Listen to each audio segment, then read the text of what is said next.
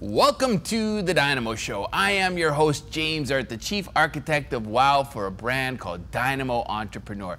This is a show about experts who are living well and doing good in the world.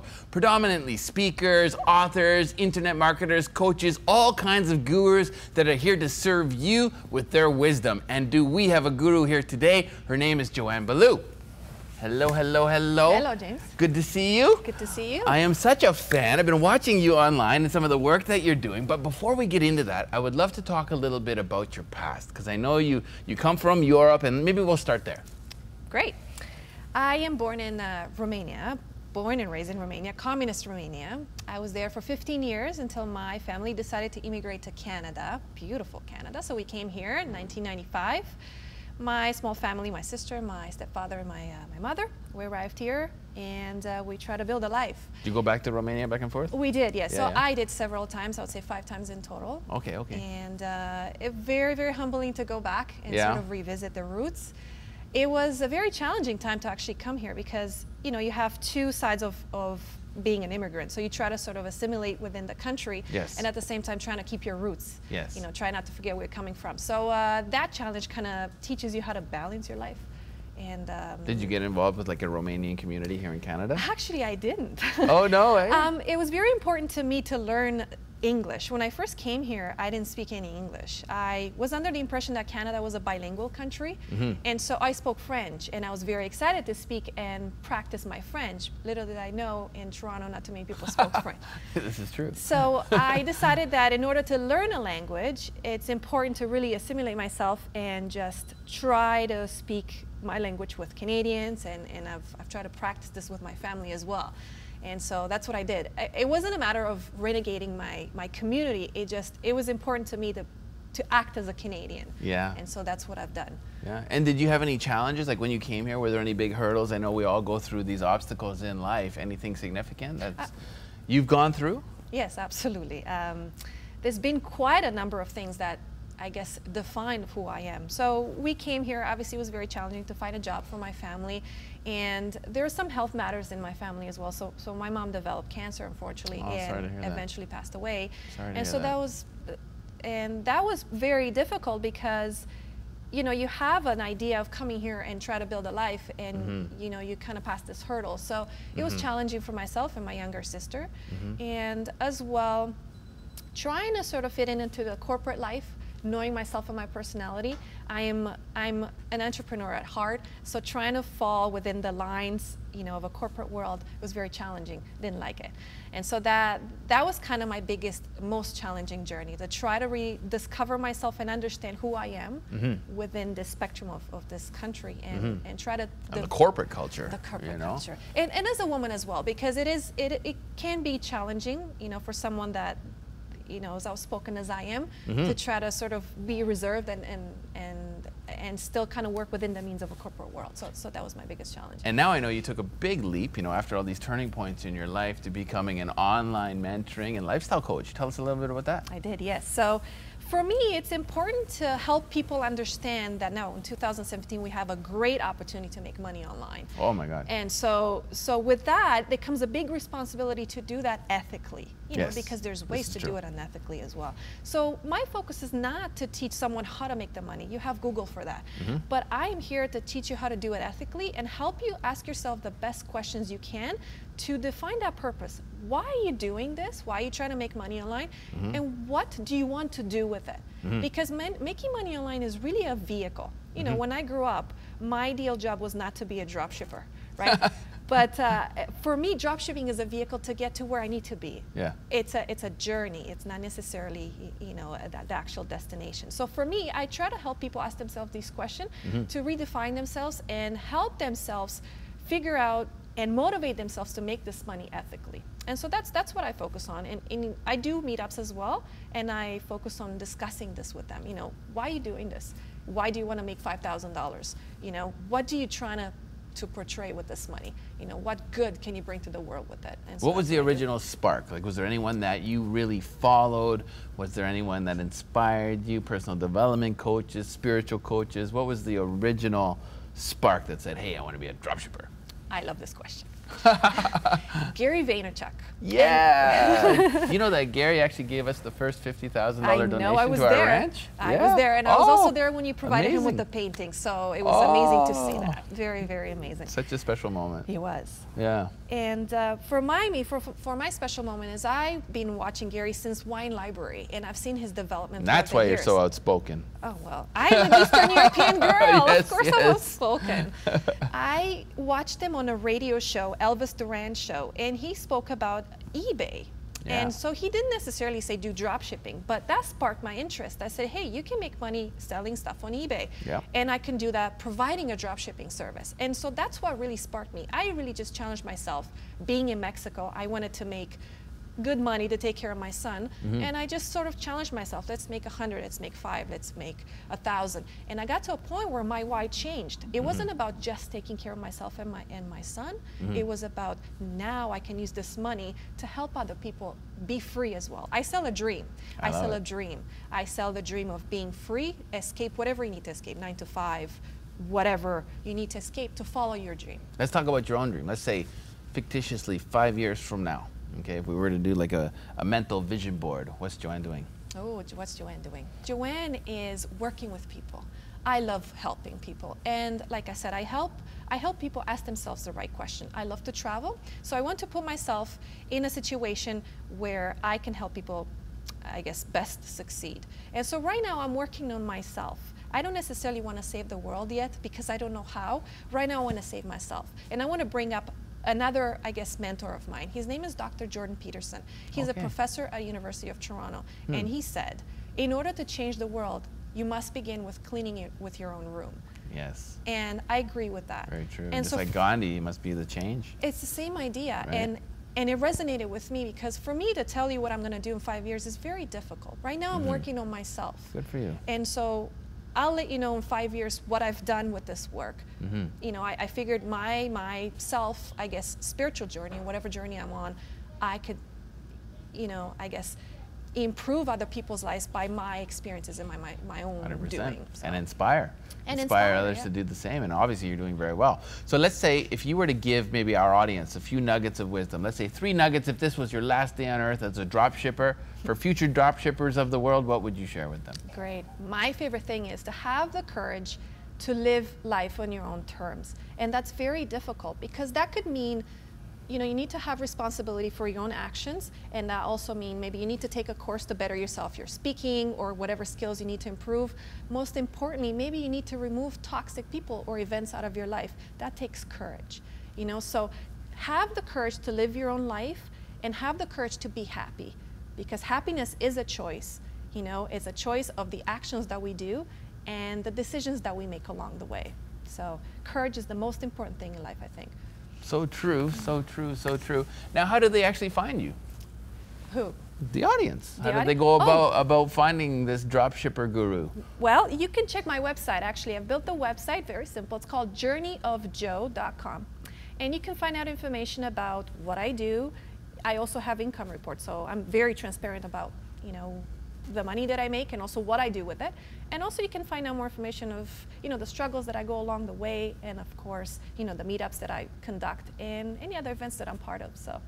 Do you give back to any like charities or anything? Can you tell us a little bit about that? I do, yes, actually. So when I went to Romania actually this summer, I'm a very proud Romanian. So yeah. When I went this summer, for me it's important to give back to my roots. Cool. And Romania is actually, unfortunately, well known with a lot of orphanages and a lot of orphan children. So I'm actually working with my family members to develop an orphanage outside of Bucharest. Okay. And so we're sort of working on logistics. Boys and girls? Boys and girls, yes. Oh, wow. And I work with an orphanage actually in India, in Mumbai. Yeah, I have 16 orphan boys over there that I support. Oh, great. That's fantastic. Yeah. We should talk after this. We should talk after this. Yeah, so that's what I'm involved in. I'm very passionate about this because I did grow up in a challenging situation, so I know what these kids are coming from, and I know I can help them. I love it, and you're helping just by doing what you're doing, being the change. Thank you so much. Thank Joanne you, James. Bhaloo. I am James Erdt. This is the Dynamo Show. Thank you so much for tuning in. This is episode 49. Stay tuned. Our next guest is coming right up after this short commercial break.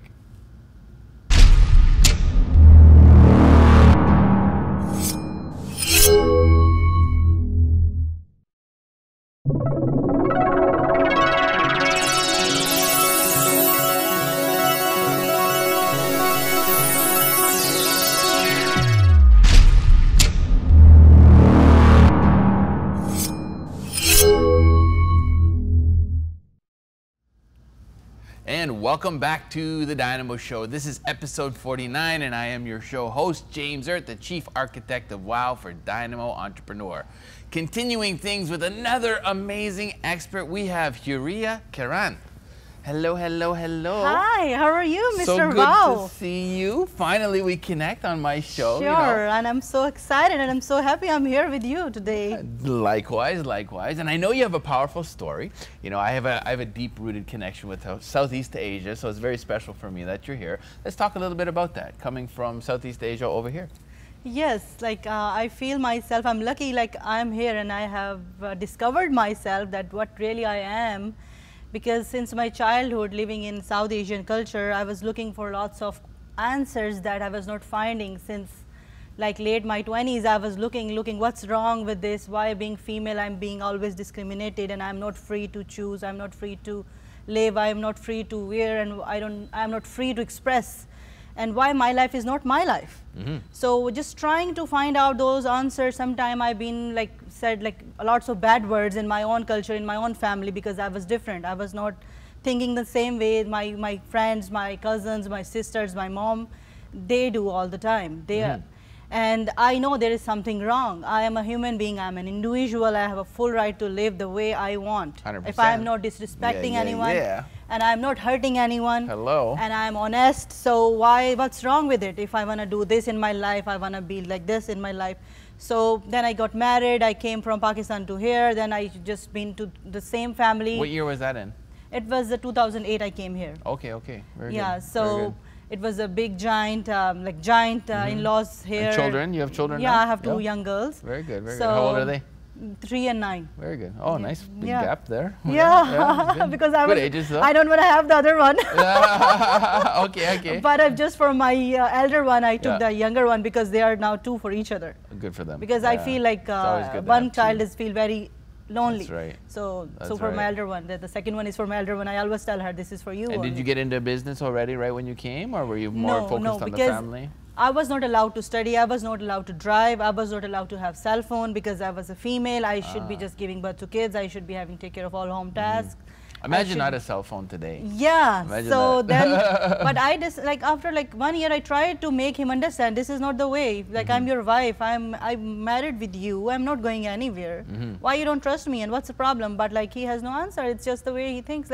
A female, because he's providing everything, should be doing only what he wants. And still to this day? Yeah. Yeah, okay. So that's why I quit 7 years. I struggled to make them understand I love you all and I'm okay. I'm ready to cook for all of you, but I need love and respect. Of course. And my own place. That's it. At least I'm an individual. I want to have some business. I want to work for myself. I have so much energy. I can cook, clean, and then I can run my business too. Let's talk about the vision of your business.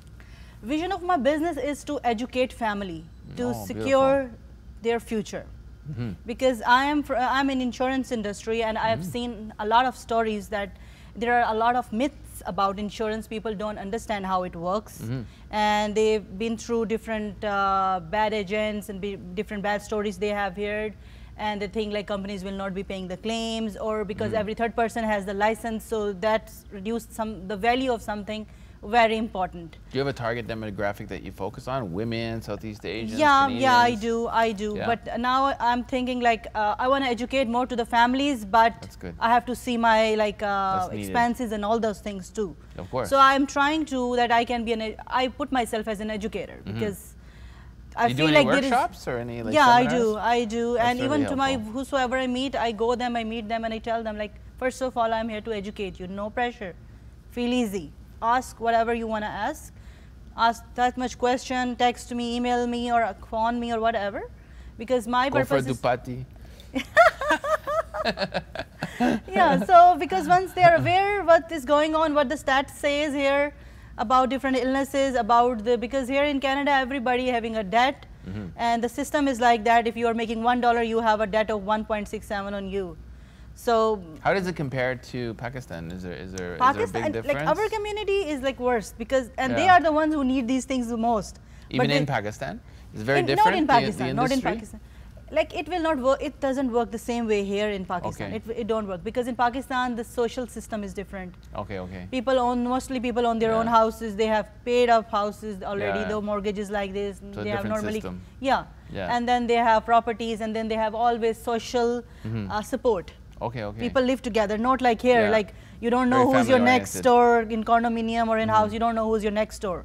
So in Pakistan, it's not like that. Normally, neighbors and people are very social, and if somebody is sick in hospital, all family comes normally to visit that person, and everybody offers.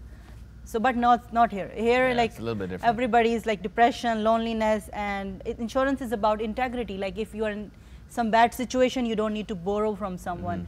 You don't need to take loans, or you don't need to sell your assets. So we spend lots of money on different things that we consume and then over. Why don't we just spend and take very cheap and at least basic plans and have peace of mind? Like if something happens, we can take advantage of these things. Where do you see Huria, let's say, in like 5 years? Do you have any big goals? Yes, I have goals like professional wise. It's like I want to have like my own brokerages in future, where I can educate more people. I can train. Can I make new a agent. suggestion? Sure. Say it again, but remove the word wanna.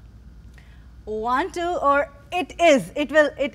I am doing it. That's Bingo! where you want to listen. Good on you. Good. Yeah. Good, good, good. I'm sure I'm doing it. Now, I know you're really passionate as well about women in particular, you know, and sharing with women that, let's say, have been broken, for lack of a better word. If you were to share with our audience maybe a few nuggets of, you know, your expertise and some of your experience that could help other women that maybe come from your situation. Sure. I want to just say you all and make sure you are an individual, you have your full respect, and you have full right. You have full right to live the way your life you want to live. And you are, it's you who has put limitations on you and put yourself in a cage. It's you. If you want to give yourself freedom, give it to you and live the way you want to live, and there is nothing wrong with it. That's why I want to say to all women who are like just looking for the answers why they cannot live the life they want. They can, but they have to free themselves from inside first of all. I love it. I love it. Let's talk about the book, Price for Peace. Yes. Tell us about this.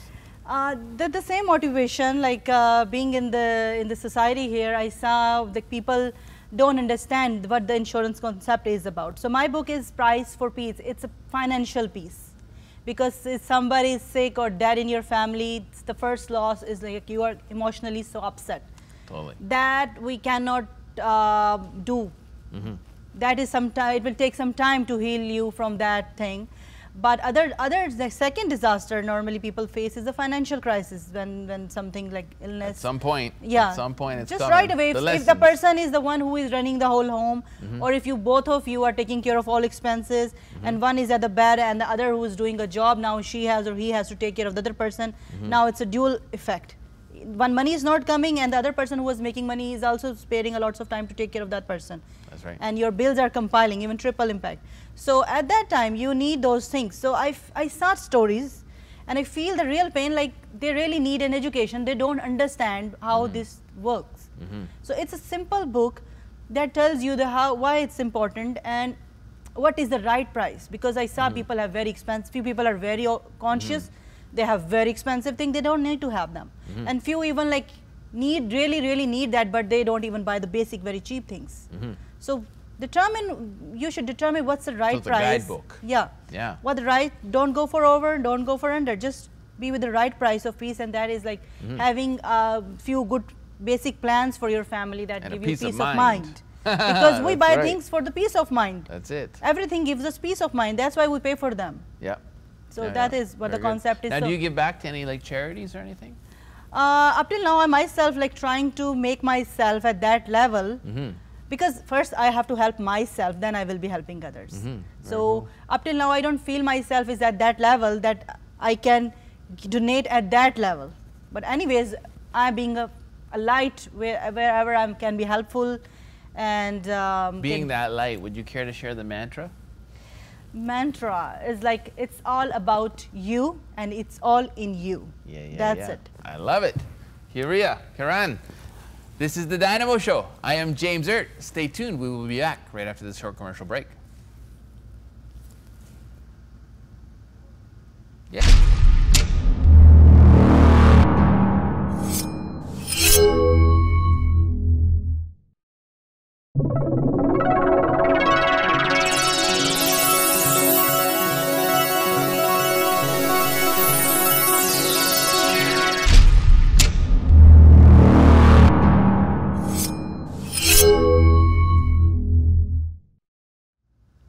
Welcome back to the Dynamo Show. I am your show host, James Erdt, the Chief Architect of WOW for Dynamo Entrepreneur.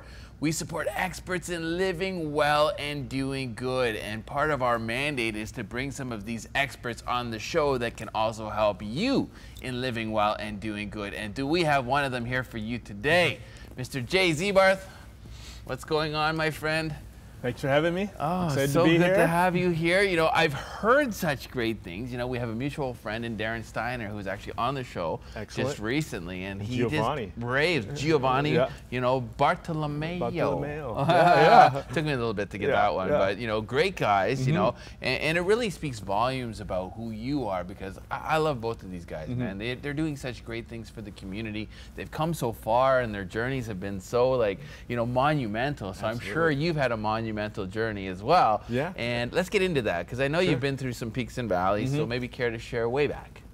Sure. I mean, I started off with dreams of being a Disney animator since I was a little kid. That was Which like is my cool, because focus. we were talking about that. I was thinking about that too from Sheridan. So I did. I went to Sheridan. I got into Sheridan, and when I got there, I was like, okay, maybe not as cool as I thought it was going to be, but you know, I'm focused on getting this dream. A little slower. Yeah, a little bit more like, wow, this is really tedious. But I was still kind of into it, but I was really young, right? So, and Sheridan was kind of a numbers game where they already knew they wanted 10 people at the end of the year, and they let in 500. So I kind of like fell by the wayside. I got cut early. Okay. End of the first year, second year actually, the very first day in the second year, it was pretty much over for me. Oh no. Like, dreams are over. They made you go through the summer. Yeah, I went there and they gave me a pink slip on the first day. I'm like, oh, and I failed the first project and it was over. Dreams were crushed, and I was just like, what am I doing with my life now? I'm like just completely lost. And do you still support Disney? Yeah, I guess so. I guess they had nothing to do with it. We shared in college. I'm kidding. But I kind of wandered around. What am I going to do with my life now? And I discovered the joys of the internet in the early days. It was like in 1999, and I started those days. Started uploading cartoons to websites, and only took 8 hours. It launched a whole new career for me. I ended up like getting like all these different freelance gigs, and I became like a freelance illustrator. It led to all these paths where I ended up with my own TV show on television. Did you do print illustration as well? I did everything, I did greeting cards. Just anything that someone said, can you do that? I was, oh yeah, I can do that, and then figure out how to do it later.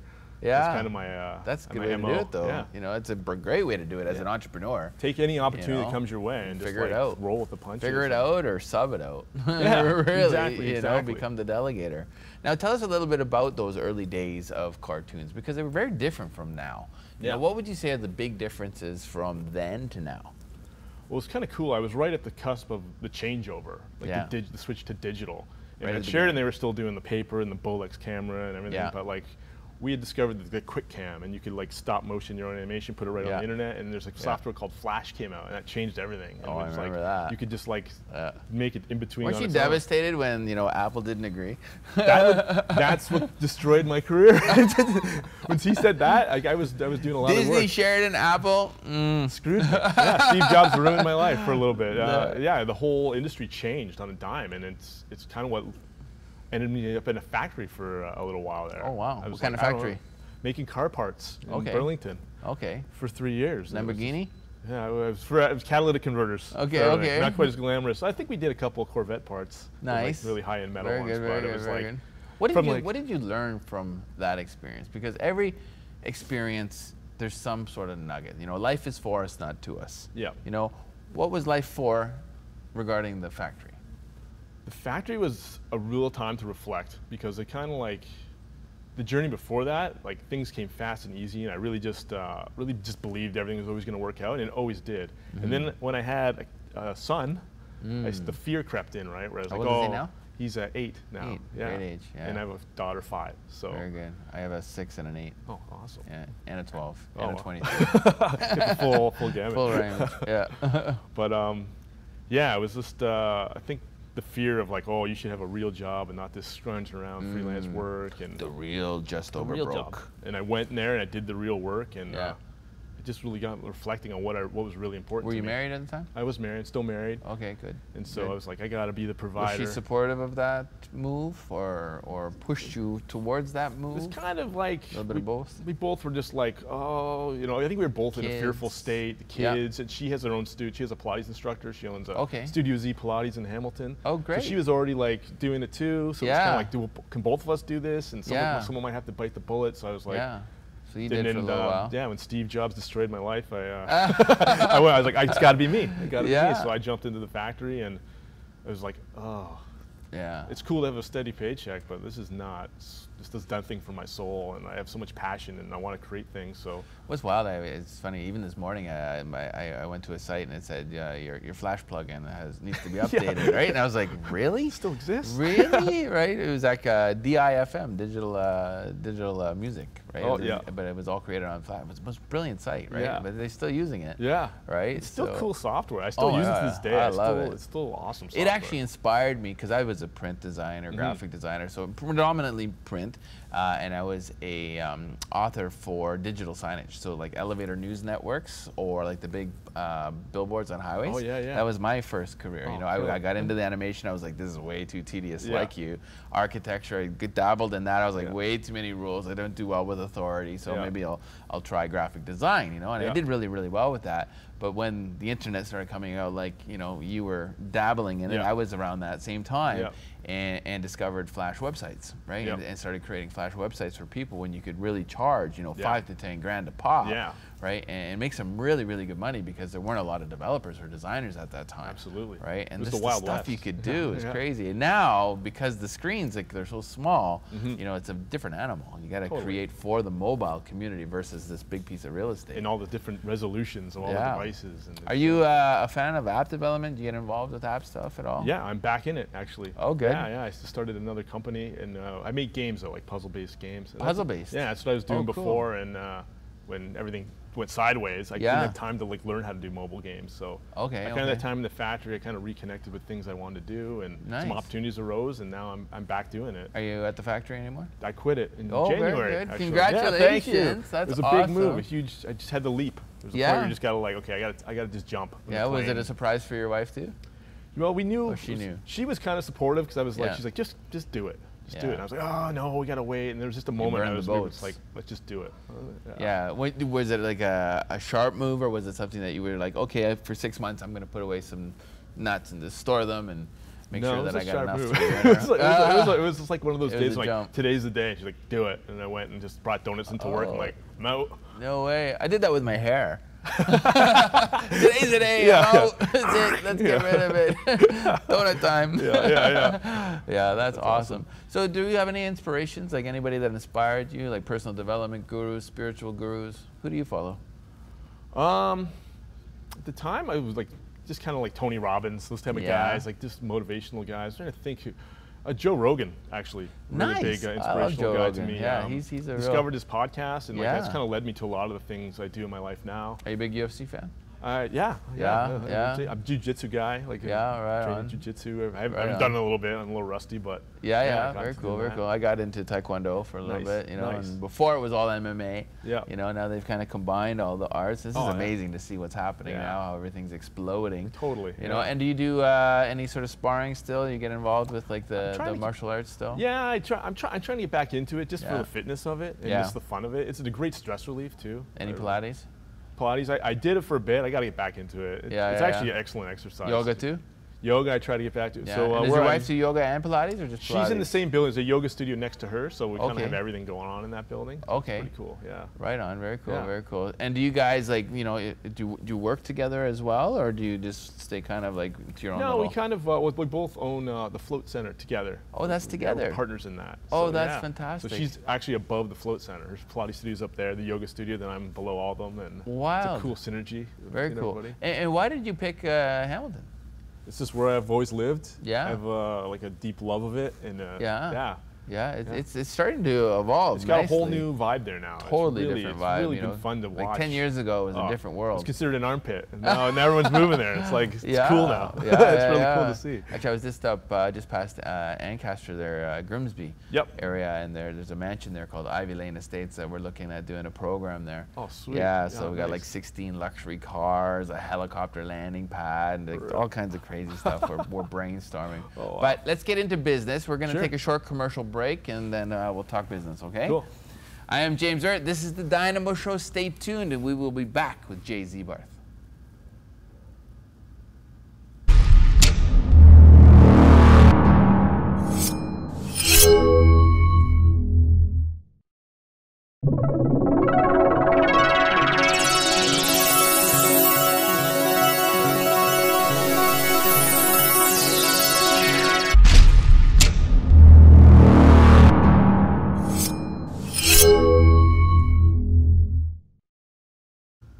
Welcome back to the Dynamo Show. I am your host, James Erdt, and we are sitting here with Jay Ziebarth, and he is about to tell us about Z-Float.